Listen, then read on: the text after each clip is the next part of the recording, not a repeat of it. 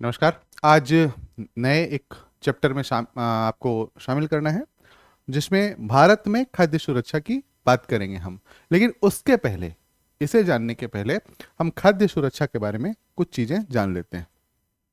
खाद्य सुरक्षा क्या है रियल में? Food security.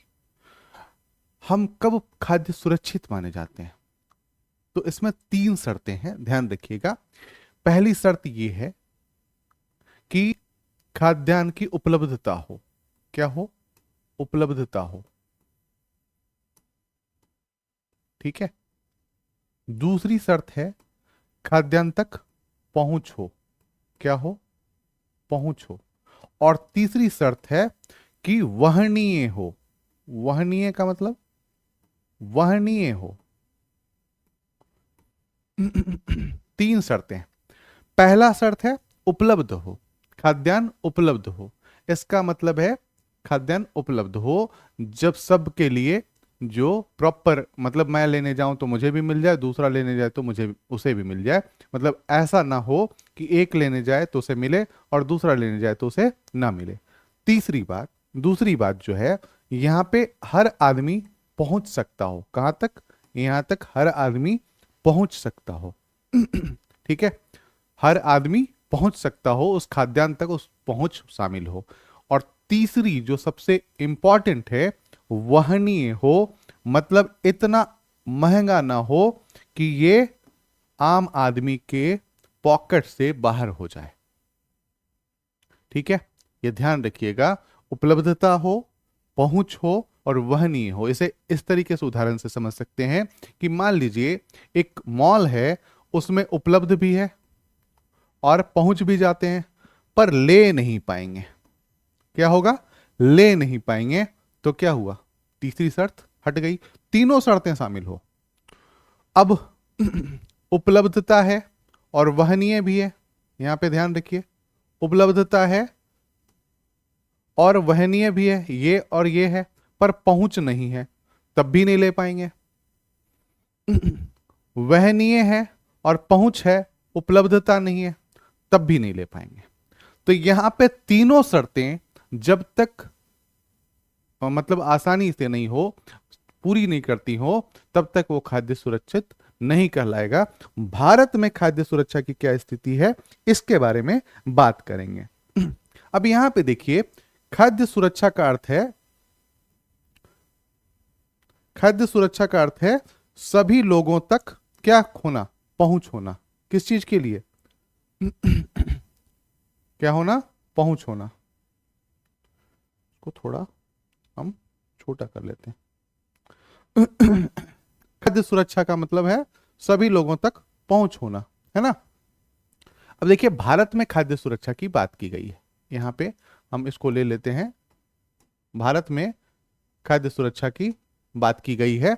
तो यहां पे आप देखिए, सबसे पहली बात जो है वो ये है कि खाद्य सुरक्षा तो आप समझ गए। ठीक है।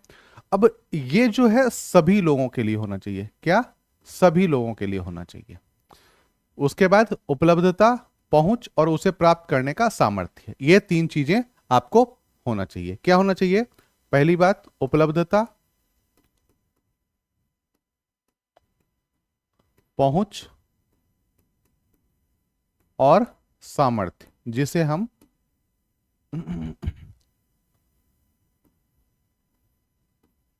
ठीक है, सामर्थ्य होने चाहिए, जिसे हम, ये 3 शर्तें यदि पूरी करता हो तो ये खाद्य सुरक्षा कहलाएगी। अब भारत में क्या है?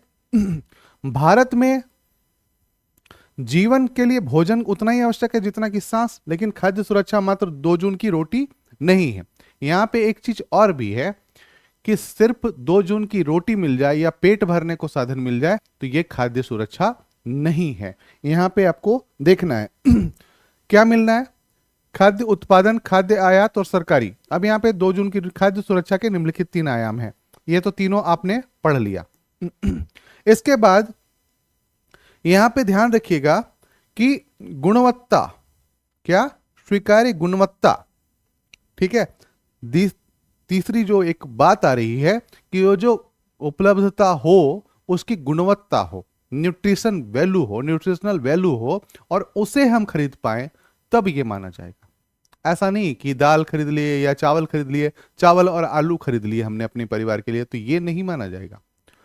दाल, चावल, सब्जी, सभी पोषक तत्वों सहित जब हम खरीद पाते हैं तब हम उसे खाद्य सुरक्षित कहते हैं। अब ये क्यों आवश्यक है, यहां पे ध्यान रखना है। सबसे पहली बात ये कि खाद्य सुरक्षा क्यों आवश्यक है। हमने मानव संसाधन के रूप में पढ़ा था कि जब तक व्यक्ति स्वस्थ नहीं हो तब तक वो परिसंपत्ति नहीं, क्या होता है, दायित्व हो जाता है। तो परिसंपत्ति बनने के लिए उसके पास क्या होना चाहिए, वो एक स्वस्थ हो, हष्ट-पुष्ट हो। अब यहां पे कुछ चीजें हैं कि सबसे अधिक गरीब वर्ग, जो सबसे अधिक गरीब वर्ग हैं, उनको तो खाद्य सुरक्षा उपलब्ध करवा दिया जाएगा, या उन्हें माना जाता है कि वो खाद्य असुरक्षित हैं। लेकिन कभी कभी जो गरीबी रेखा से ऊपर हैं या अमीर हैं, वो भी खाद्य असुरक्षित हो जाते हैं। ऐसे सिचुएशन कब आती है, ऐसे सिचुएशन कुछ हैं, जैसे मान लीजिए कभी भूकंप आया, बाढ़, भूस्खलन, है ना, सुनामी, चक्रवात या अन्य आपदाएं।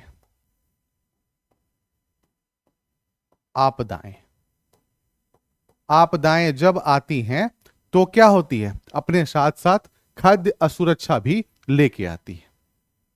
ठीक है, तो यह ध्यान रखिएगा कि खाद्य असुरक्षा भी इसके साथ साथ जो सबसे नीचे वाले तबके हैं, जैसे मान लीजिए रात को 2 बजे दिल्ली की किसी सड़क में फुटपाथ किनारे एक्सीडेंट होता है, तो सबसे ज्यादा मरने की संभावना किसकी होती है, तो फुटपाथ पर सो रहे लोगों की। आपने देखा होगा फुटपाथ पर कई लोगों को कई बार रौंद दिया जाता है।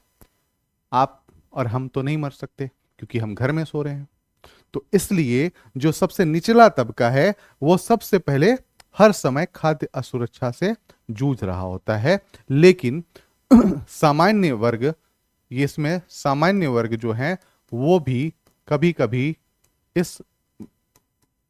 इसमें शामिल हो जाते हैं। किसमें शामिल होते हैं, सामान्य वर्ग भी इसमें शामिल हो जाते हैं। कब, तो इन अन्य आपदाओं में वो शामिल हो जाते हैं। ठीक है, अब यहां पे 1970 के दशक में देखिए, ये बहुत इंपॉर्टेंट है, मैं बोलूंगा उसको, आप क्लास 9 चैप्टर 4 इकोनॉमी उसमें पढ़ के देखिएगा। ठीक है, यहां पे ध्यान रखिए 1970 के दशक में, कब, संयुक्त राष्ट्र 1975 में आधारिक खाद्य पदार्थों की सदैव पर्याप्त उपलब्धता, खाद्य सुरक्षा का मतलब परिभाषा थी कि आधारिक खाद्य पदार्थों की सदैव पर्याप्त उपलब्धता रहे, उसे हम खाद्य सुरक्षा कहते हैं। पर धीरे धीरे अमर्त्य सेन जो हमारे आते हैं, उन्होंने कहा कि नहीं, ऐसा नहीं है।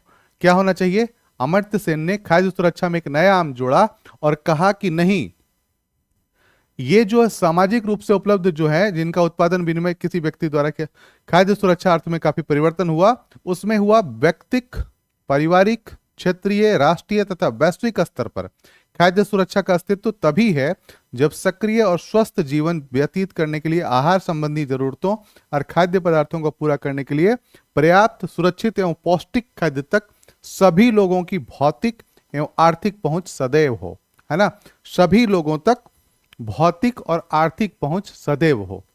अभी आपने एक मध्य प्रदेश का केस हो सकता है सुना हो कि मध्य प्रदेश में एक डिस्ट्रिक्ट है, नाम मैं भूल रहा हूं, और एक वो टापू जैसा डिस्ट्रिक्ट है, और वहां के लोगों को आज भी पीडीएस का राशन नहीं पहुंच पाता है।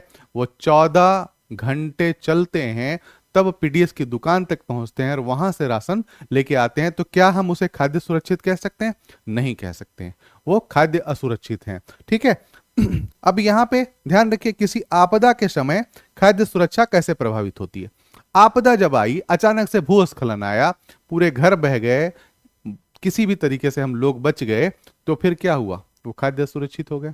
उन्हें भोजन का ठिकाना नहीं, उन्हें रहने का ठिकाना नहीं, है ना, पौष्टिक भोजन तो दूर की बात होती है, फिर उन्हें शेल्टर में रखा जाता है, और वो सामान्यतः कितने भी बड़े लोग हों वो खाद्य असुरक्षित हो जाते हैं। ठीक है, आगे चलते हैं।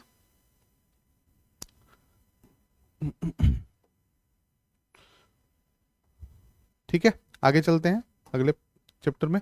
अब यहाँ पे देखिए, अकाल के दौरान अभी आपको ये ध्यान दिया होगा आपने कि 1943 में, कब, 1943 में, 1943 में भारत में एक अकाल पड़ा, जैसे बंगाल के अकाल के नाम से, बंगाल फेमाइन के नाम से जानते हैं। और बंगाल का अकाल जो पड़ा उसमें लगभग 30 लाख लोग मारे गए थे। कितने लाख लोग मारे गए थे? तो 30 लाख लोग मारे गए थे। अब सोचिए, आपके घर में कोई ऐसी आपदा आ जाए तो फिर आप क्या करेंगे? उस आपदा से बचाव का उपाय पहले सोचने लगेंगे।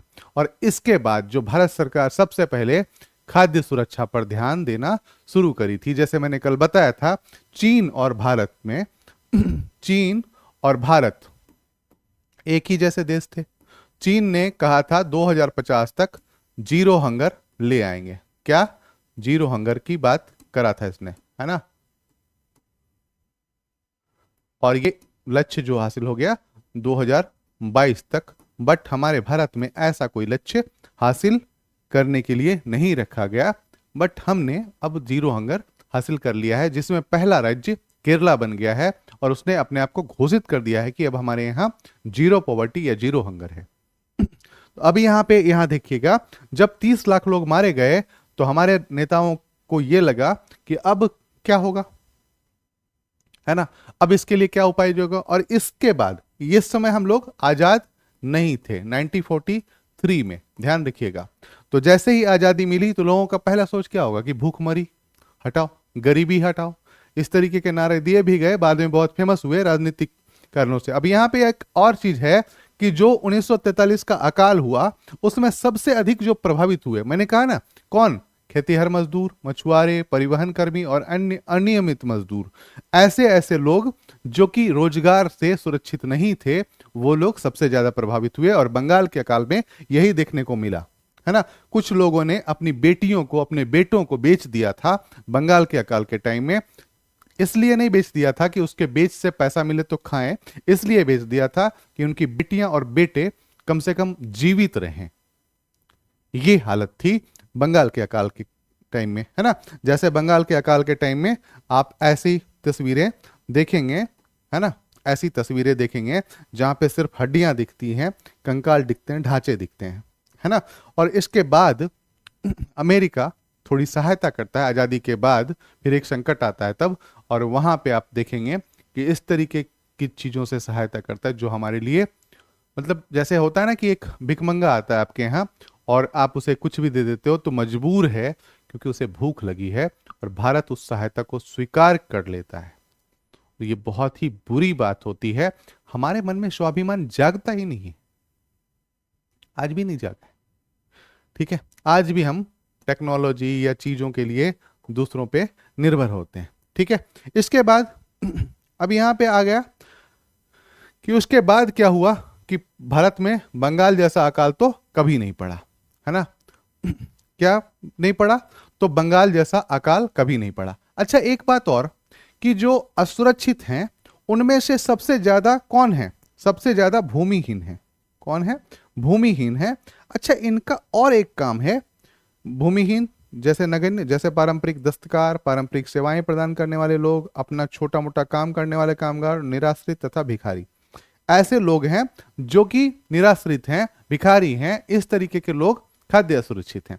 अब यहां पे एक चीज और ध्यान रखिएगा, इसमें कई चीजें हैं जो आपको खाद्य असुरक्षित बनाती है या आपको कमजोर बनाती है, जिनमें सबसे ज्यादा है परिवार का आकार। क्या? परिवार का आकार। जैसे एक उदाहरण अभी यहां पे दिखाता हूं।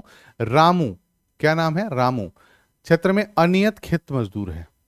सबसे बड़ा बेटा 10 वर्ष का है, वो अभी गांव सरपंच के यहां देखभाल करता है, उसको सिर्फ 1,000 मिलता है। रामू के 3 और बेटे और 2 बेटियां हैं। इट मीन्स दैट रामू और इसके बच्चे कितने? 3 2 5 और 1 6, प्लस इसकी वाइफ होगी। इसका मतलब है यहां पे सोचो तो ये 8 लोगों का परिवार है। 8 लोगों का परिवार, है ना? परिवार का आकार कितना बड़ा है? तो 8 लोगों का। मान लो 2 ये होते और 2 बच्चे होते तो 4 लोगों का परिवार होता, और 4 लोगों का परिवार सामान्यतः खुशहाल होता, है ना। तो आपने देखा होगा कुछ दिन पहले के बुजुर्गों से बात करेंगे आप, तो उन्होंने बहुत सारी चीजें, कुछ दिन पहले नहीं, 10-12 साल भी देखा होगा, यदि ट्रक में देखा होगा, तो हम दो हमारे दो की बात की जाती थी। क्या नारा था? हम दो हमारे दो, हमारे दो, है ना।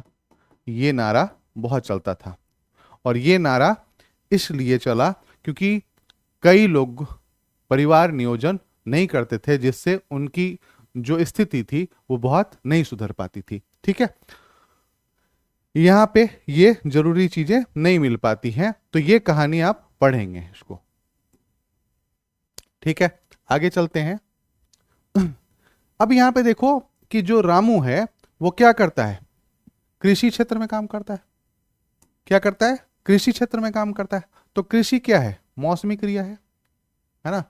मौसमी क्रिया है ना। क्या ये 12 महीने मिलेगा? लगभग 4 महीने बेरोजगार रहता है, क्योंकि ये मौसमी क्रिया है।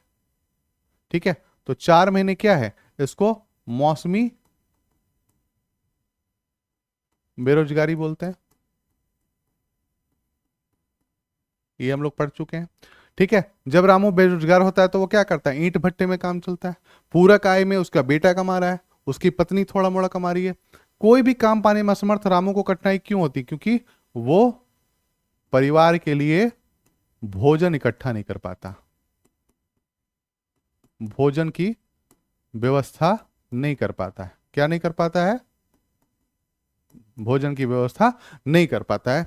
खाद्य दृष्टि से जब मौसमी बेरोजगार होता है तब सबसे ज्यादा असुरक्षित होता है। देखो दूसरे अहमद की कहानी है यहाँ पे भी अहमद है, बेंगलोर में रहता है। वो अपने 3 भाइयों, 2 बहनों और बूढ़े माँ बाप, यहाँ पे भी देखो 1 + 3 + 2 + 2, 2 2 4, 8 लोगों का परिवार है।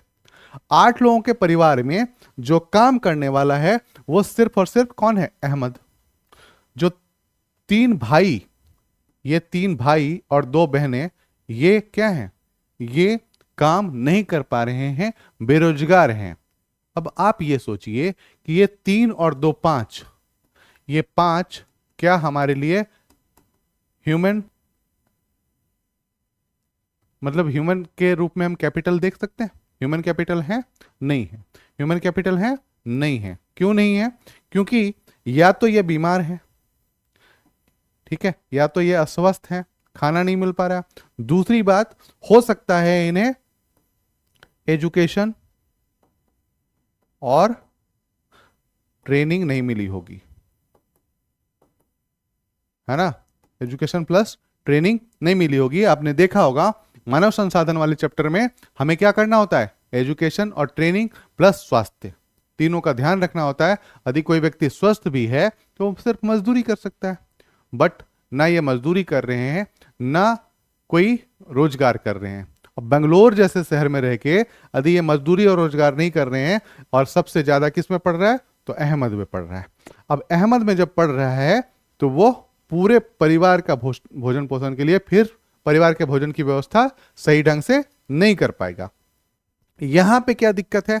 स्वाभाविकवश अहमद को एक पीला कार्ड प्राप्त है। जब सरकार क्या करती है? PDS system, public distribution system, जिसको हम लोग राशन कार्ड बोलते हैं, तो अहमद को एक पीला कार्ड मिला है, जिससे वो क्या लेता है? बहुत सारी चीजें लेता है, गेहूं, चावल, चीनी और मिट्टी का तेल मिल जाता है उसे, और उससे उसके घर चलाने में सहायता मिलती है।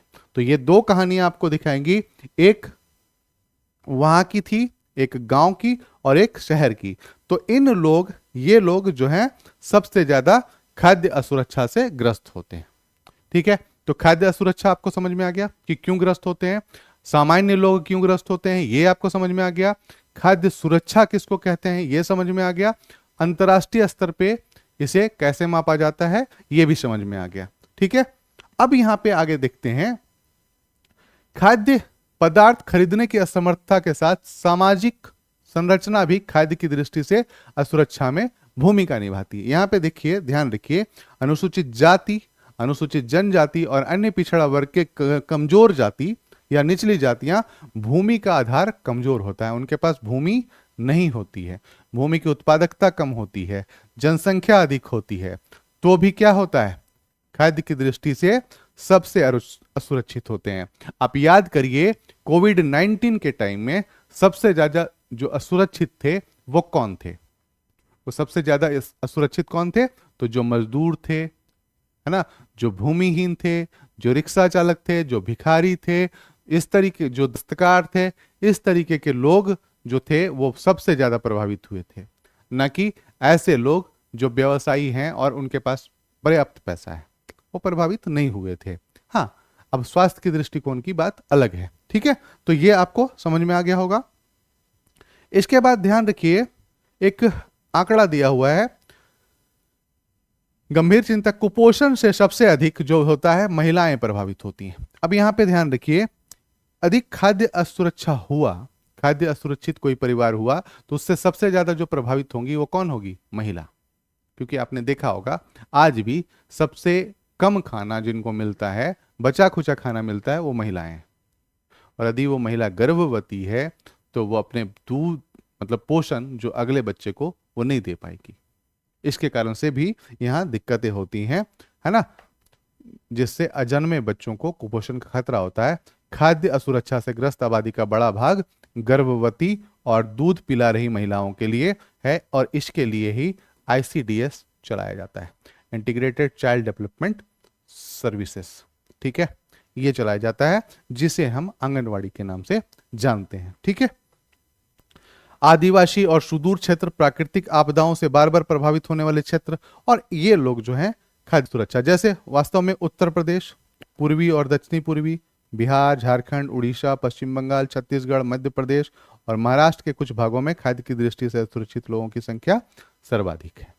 ठीक है, यहां तक क्लियर हो गया, इसमें कोई डाउट तो नहीं होना चाहिए। अब यहां पे देखिए, भूखमरी खाद्य की दृष्टि से सुरक्षा को इंगित करने वाला एक यहां पे भूखमरी। भूखमरी कब होगा, जब, है ना, जब मान लीजिए कि 3 साल तक मौसम खराब रहे और लोगों को अनाज की उपलब्धता ना रहे, जैसे हमने बंगाल के अकाल में देखा है, तो भूखमरी की स्थिति आ जाएगी और फिर लोगों को खाने के लिए कोई भी अनाज नहीं मिलेगा। तो ये एक खाद्य असुरक्षा की बात हो जाती है। ठीक है,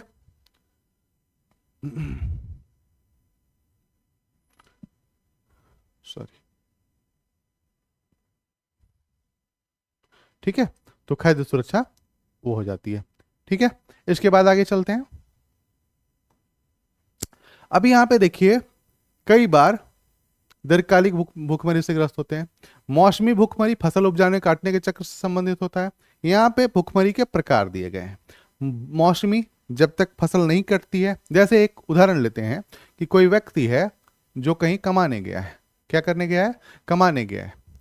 वो क्या करता है, या आप इसको अपने से भी जोड़ सकते हैं, सैलरीड पर्सन बहुत अच्छे से जोड़ सकते हैं। आपकी सैलरी आती है 1 तारीख को, ठीक है, 1 तारीख को आती है और इसे कितने दिन तक चलाना होता है, 30 तारीख तक। ठीक है, सैलरी 1 तारीख को आई और 30 दिन तक चलाना होता है। 1 तारीख से लेकर 20 तारीख तक तो अच्छा गुजरता है, और 20 से 30 तक लेके आपको क्या होता है, जूझना पड़ता है, कहीं से पैसे उधार मांगने पड़ते हैं, कहीं से कुछ चीजें लेनी पड़ती है। इसी तरह जब कोई भी फसल होती है तो फसल का चक्र मान लो 4 माह का है, तो इस माह जब माह की शुरुआत होती है, जैसे मान लो फसल चक्र की माह की शुरुआत है, और ये बीच जो माह होता है, पहले माह से चौथे माह तक ये जो बीच का क्षेत्र होता है, ये मौसमी भूखमरी का मामला बन जाता है ना। फसल उपजाने और काटने के चक्र से संबंधित ग्रामीण क्षेत्र में कृषि क्रियाओं मौसमी कारण बनता है। ठीक है, बरसात के मौसम में जैसे बरसात आ गया तो वहां पे कुछ नहीं मिलता, अनियत निर्माण श्रमिक भूखमरी होती, कोई वक्त पूरे वक्त काम करने में अक्षम रहता है। अब देखो यहाँ पे एक आंकड़ा दिया हुआ है, भूखमरी ग्रामीण, मौसमी, दीर्घकालिक, है ना, और ग्रामीण में 1983 में 16.2% है ना परसेंट था। अब 1999-2000 में ये 2.6% हो गया, और कुल 3.3 था, और ये 0.9 था। तो अपेक्षाकृत आप यहाँ पे देखेंगे आंकड़े में तो शहरी भूखमरी कम थी, और ये बहुत पुराने आंकड़े हैं, ठीक है, तो ये अब हमारे लिए काम का नहीं है। अब ये चीजें हो गई कि खाद्य सुरक्षा के दृष्टिकोण से ये चीजें तो हो गई। अब इसके लिए किया क्या जाना चाहिए, है ना, इसके लिए क्या उपाय किए जाने चाहिए। तो स्वतंत्रता के बाद सबसे पहले क्या हुआ, खाद्यान्नों में हम आत्मनिर्भर होना चाहते थे। क्या होना चाहते थे, आत्मनिर्भर होना चाहते थे। और इस दिशा में MS स्वामीनाथन का नाम आपने सुना होगा, ग्रीन रिवॉल्यूशन, है ना, हरित क्रांति। गेहूं और चावल की उपज में अचानक से बहुत बढ़ोतरी और धीरे धीरे भारत जो है वो खाद्यान्न सरप्लस वाला वो बन गया है, ठीक है। जैसे यहाँ पे वृद्धि हुई 58 और 33 करोड़ टन, है ना, और अब 315 करोड़ टन, अभी यहाँ पे 315 करोड़ टन है। और ये आज का आंकड़ा मैं बता रहा हूँ, ये 367 करोड़ टन पहुंच गया है, ठीक है, 367 करोड़ टन ये पहुंच गया है आज के आंकड़े, ठीक है, 367 करोड़ टन पहुंच गया है। और ये बहुत ही अच्छा है मामला, ठीक है। तो आज के लिए इतना ही रहने देते हैं, बाकी का पार्ट अगले क्लास में कवर करेंगे। धन्यवाद।